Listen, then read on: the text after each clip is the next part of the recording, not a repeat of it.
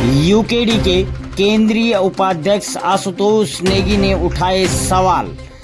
कहा, गुलदार मानव संघर्ष के लिए संजीदा नहीं है वन महकमा।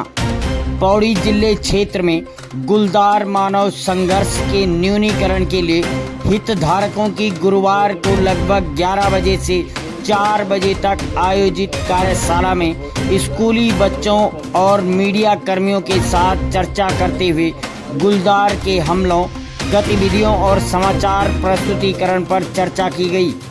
कार्यक्रम के दौरान विशेषज्ञों ने कहा कि गुलदार के हमलों की रिपोर्टिंग भी बहुत महत्वपूर्ण स्थान रखती है। वन्य जीव से सुरक्षा सिर्फ वन विभाग की जिम्मेदारी नहीं, बल्कि नागरिक, मीडिया, पुलिस और नगर निकाय के सामूहिक प्रयासों से संघर्ष को कम किया जा सकता है। बैठक में तितली ट्रस्ट के संजय सोदी, वन्य जीव संरक्षण सोसाइटी भारत की दीप्ति हुम्रशकर व निकित सुरभे और असर के विराट सिंह ने गुलदार और मानव संघर्ष से जुड़े तथ्यों और शोध न्यूनीकरण के लिए किए गए प्रयासों की जानकारी दी।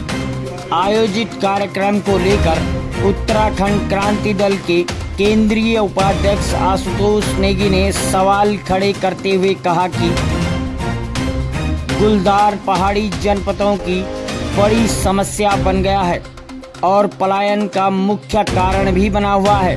उन्होंने आरोप लगाया कि गुलदार की समस्या समाधान के बजाय वन महकमा ऐसे कार्यक्रम आयोजित कर बजट को ठिकाने लगा रहा है। कहा कि कार्यक्रम में एक्सपर्ट महाराष्ट्र से बुलाए गए हैं। कहा कि इस साल बारिश होने के कारण वनाग्नि की घटनाएं बहुत कम हुई हैं।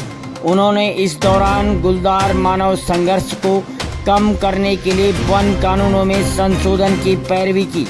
कहा कि समाधान को लेकर वन महकमा संजीदा नहीं नजर आ रहा है। देखिए, ऐसा है कि गुलदार जो है उत्तराखंड के पहाड़ी जनपदों की सबसे बड़ी समस्या है और पलायन का एक प्रमुख कारण है।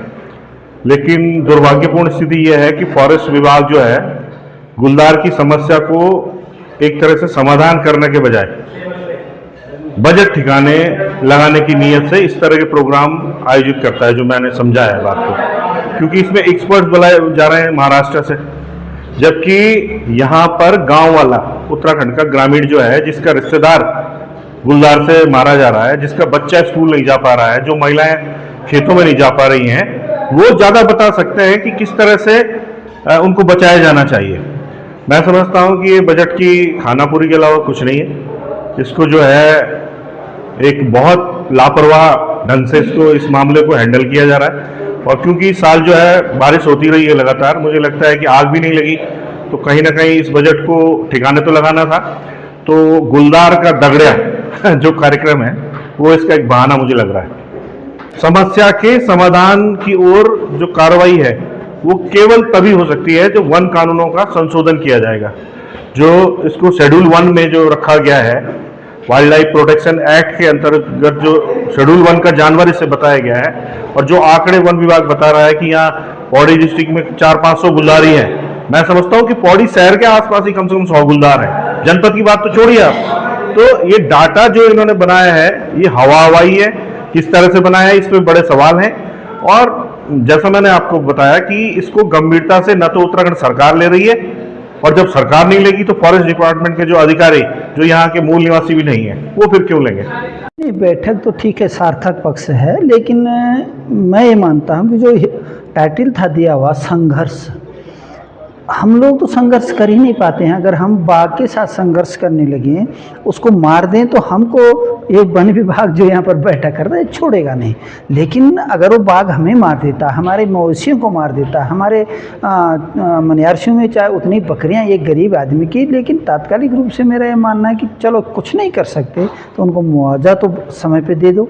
मुआवजा तक देने में इनके लिए बड़ी तकनीकी समस्या हो जाती है। जो कार्यशाला था ये तकनीकी रूप से, तकनीकी पक्ष ठीक बात है, उनका कहना है कि मानव और वन्य जीवों के साथ कैसे रहना चाहिए। लेकिन मेरा अपना मानना है, क्योंकि मैं भी जंगल में रहता हूँ, ये हाथ मेरा टूटा हुआ है, दिख रहा है आपका, ये वन्य जीवों के संघर्ष के साथ ही है। लंगूर जब आपके घर में घुस गए, उनको भगाना है, तो मेरा हाथ टूट गया। अगर बाघ होता, गुलदार घुसता और मुझे मार जाता तो वन विभाग को कोई लेना देना हमसे नहीं होता है। तो देखिए, ये गुलदार मानव संघर्ष पर केंद्रित ये कार्यशाला थी। इस तरह के कार्यक्रमों की आवश्यकता है।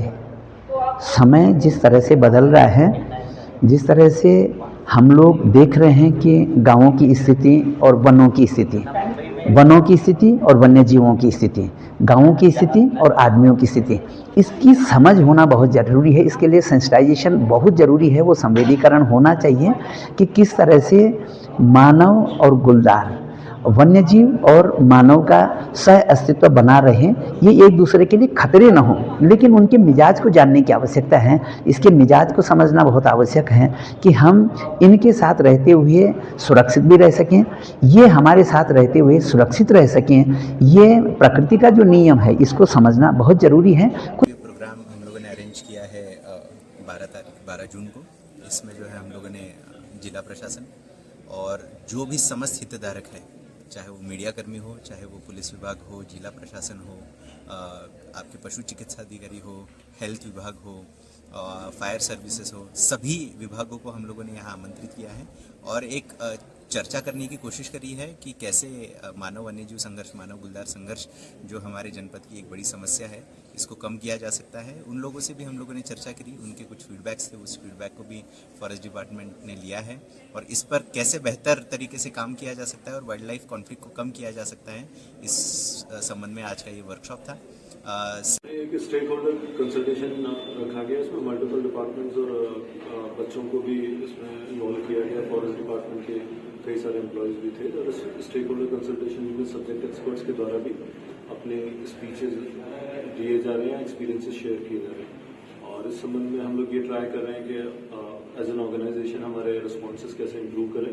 जैसे युवा विभाग के द्वारा शिक्षा विभाग जिस तरीके से एक पाठ्यक्रम हम लोग चला रहे हैं, उसको बेहतर तरीके से प्रभावी ढंग से बच्चों तक पहुंचाया जाए और बच्चों को अवेयर किया जाए। यही सारा हमारा प्रयास रहेगा ताकि हमारी दुर्घटनाओं की संख्या कम हो सके। पिछले 1 साल में केवल एक दुर्घटना अभी हुई है, जबकि लास्ट ईयर उसका नंबर 6 to 7 था। तो फॉर्चुनेटली हम लोग कहीं ना कहीं से रिड्यूस कर पाए। सो ये जो मेन कार्यशाला थी, वर्कशॉप था, ये था कि मानव और गुलदार, इनके बीच में कैसे सह-अस्तित्व इस लैंडस्केप में हो सके, इस जनपद में। और इतना अच्छा फीडबैक था मेरी तरफ से कि जो सवाल, जो चीज़ें हम यूजुअली लोगों को समझाने की कोशिश करते हैं, वही सवाल लोगों के थे, मेजर स्टेक होल्डर्स के, इंक्लूडिंग मीडिया, जो लोकल रिप्रेजेंटेटिव्स हैं। So as a wildlife biologist जहाँ पे हम खड़े रहते हैं, हमें हमेशा देखा जाता है कि हम लेपर्ड्स के वक्ता है, बट एक्चुअली हमें बस ये मानव गुलदार जो सह अस्तित्व या जो को एग्जिस्टेंस हम कहते हैं, उसको फैसिलिटेट करने के लिए बाकी स्टेक होल्डर्स की ज़्यादा ज़रूरत है।